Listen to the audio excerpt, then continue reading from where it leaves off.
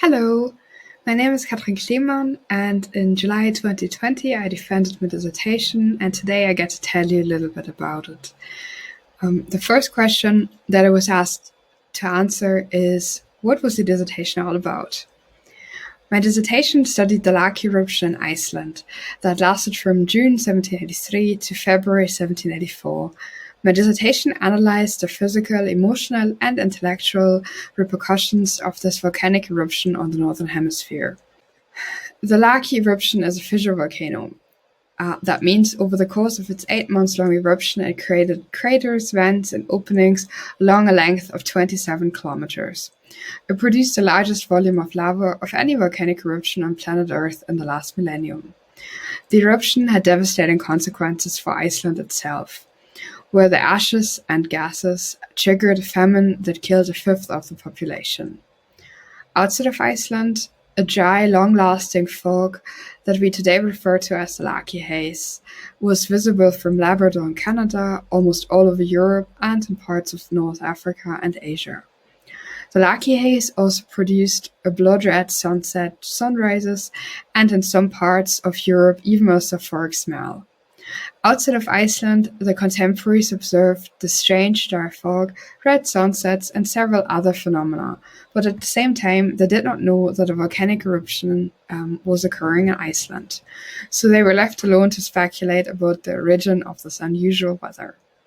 Situated in the late Enlightenment, many naturalists came up with many different ideas as to what might have caused these weather phenomena.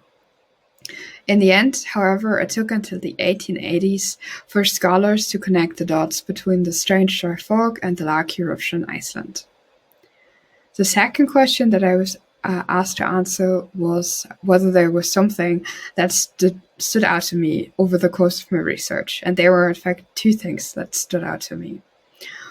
What really surprised me was that contemporaries in Europe, mainly in northern France, the Austrian Netherlands, the Dutch Republic, and the northwestern parts of the Holy Roman Empire, were able to smell and describe sulfuric gases.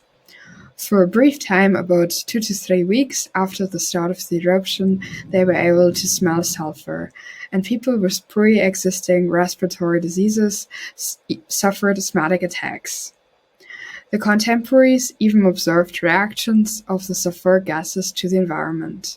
The vegetation suffered from these gases. The leaves on many trees either turned their color as if it was autumn.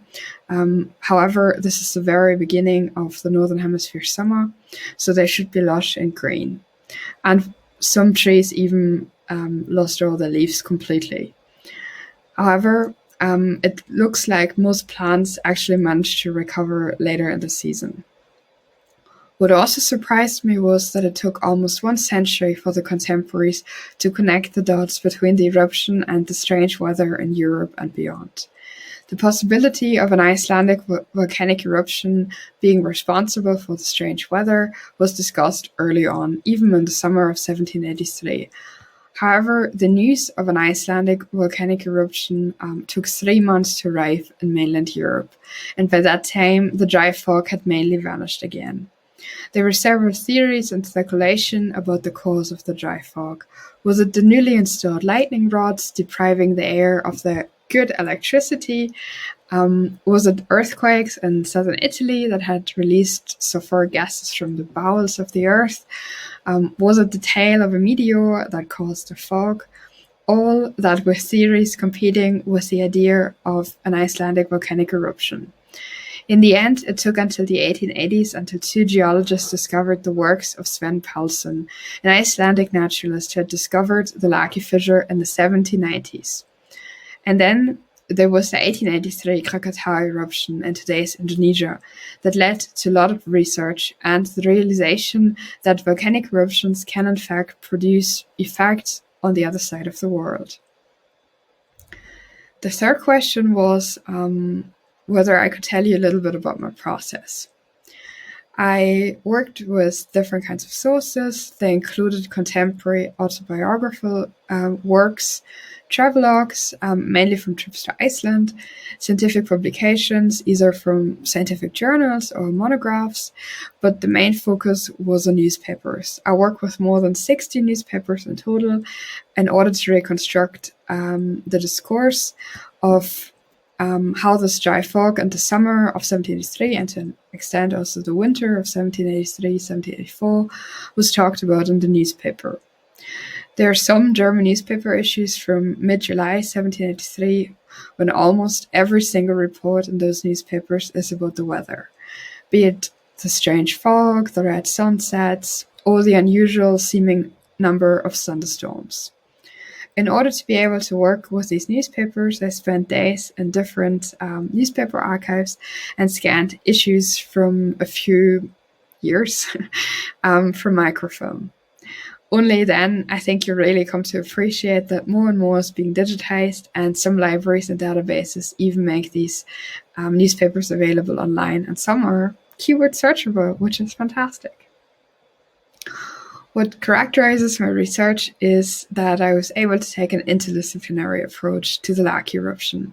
I was a member of the doctoral program at the Rachel Carson Center at LMU Munich, and there was actively encouraged to proceed with an interdisciplinary approach by combining environmental history with geology and historical climatology, historical disaster studies, and a few others.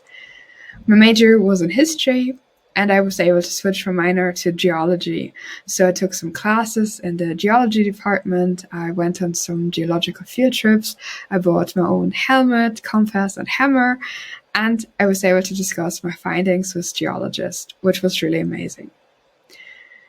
The fourth and final question that I was asked was what kept me going through this extraordinary year that was 2020. I actually managed to submit my thesis in mid-March last year, the day before the submission office closed due to the first lockdown in Bavaria. On the last weekend before submission, I was solely focused on my dissertation, as you can probably imagine, and I even had missed the news about the lockdown. It was only when I was in the coffee shop printing my thesis that I was told I had to come up later in the day to pick it up because they had to close tomorrow. So that was very stressful, but it makes a good story today. Overall, I feel that a few years of writing my thesis gave me a good preparation to be self-organized and to work in home office, but I really miss going to the office and having a coffee with my colleagues and going to the library and the archives. I hope this will be possible again soon.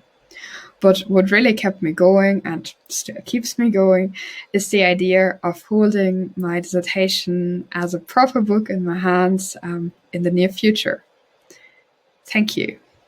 Bye.